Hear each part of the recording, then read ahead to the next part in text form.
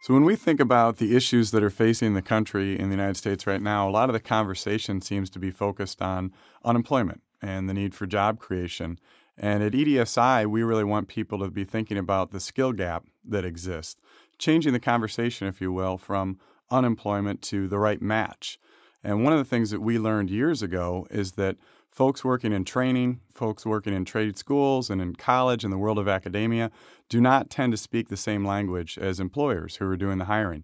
And we really feel like there's a tremendous need for that common language to exist. We'd like to be the translators, if you will, and set out more than 30 years ago now and develop a system that we call Skilldex. And it is, as it sounds, an index of those skills for the individual or for a corporation or a company.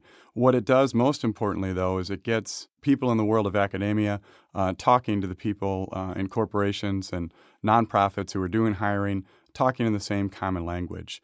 If you think about its applications and how Skilldex can be helpful, here in Michigan, we've had organizations that have supplied to automotive for years that have been interested now with the downturn in automotive supply into transferring into other industries. Might be medical or aerospace. And in that transfer, they look at their workforce and they wonder initially how much change will have to take place. They might feel like they're going across the Grand Canyon when we feel like with Skilldex and identifying the right responsibilities and tasks and showing them how those responsibilities and tasks are transferable, they might just be walking across the street. So it's very empowering for an owner of a small company to be able to see that transition, and important for us to show them that that transition can be made with their existing workforce if they focus on how the skills, responsibilities, and tasks are transferable. We've built the database that we use for Skilldex over 20 years, looking at all these transferable skills across industries.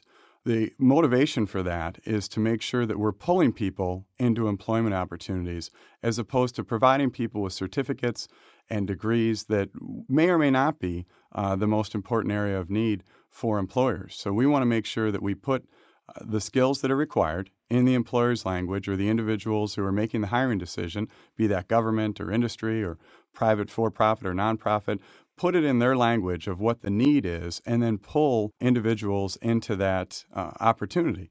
And we found that once you look at the right responsibilities and tasks, they can be trained and you can see what you need to see to make the right decision around hiring. When I look at the different applications that we've used Skilldex at in the past, we've used it in mergers and acquisitions.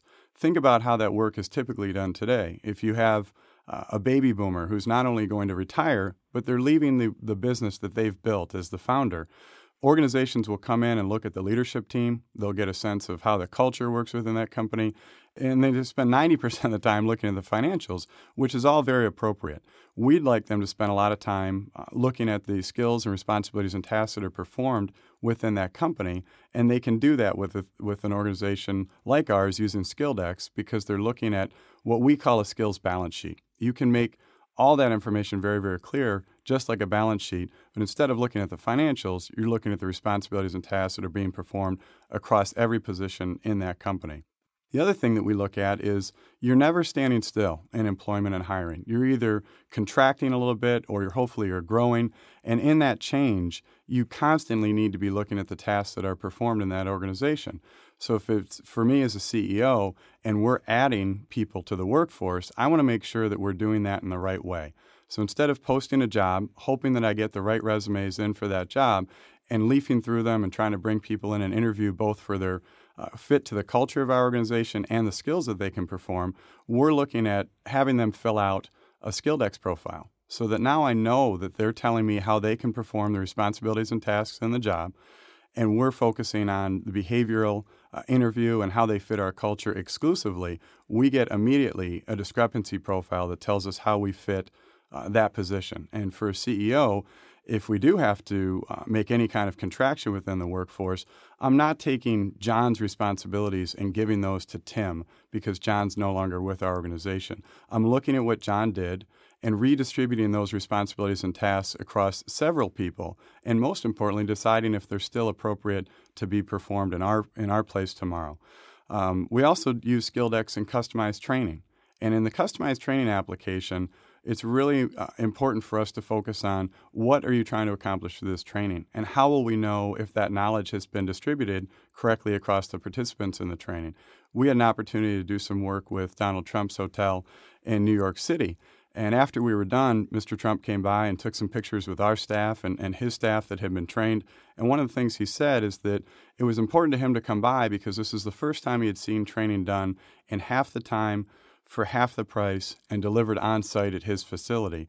And we were only able to do that because of how we applied SkillDex up front. It allows us to have a very distinct focus on the specific responsibilities and tasks that people need to acquire to be successful in that next job. Everyone today is faced with restricted budgets and greater work that needs to be performed. And you hear a lot of conversation about getting lean. We feel like it's most important to look at the people who have to perform that work and help to make sure that they're doing the right things at the right time. We can train them in a very specific way for that need of that business or institution or government agency to get better, smarter, faster going forward. And we have a 30-year history to know that SkillDex can help us with that application as we move forward. So if you're interested in hearing more about any of this, please go to www.closingtheskillgap.com to get more information about the things we've talked about today.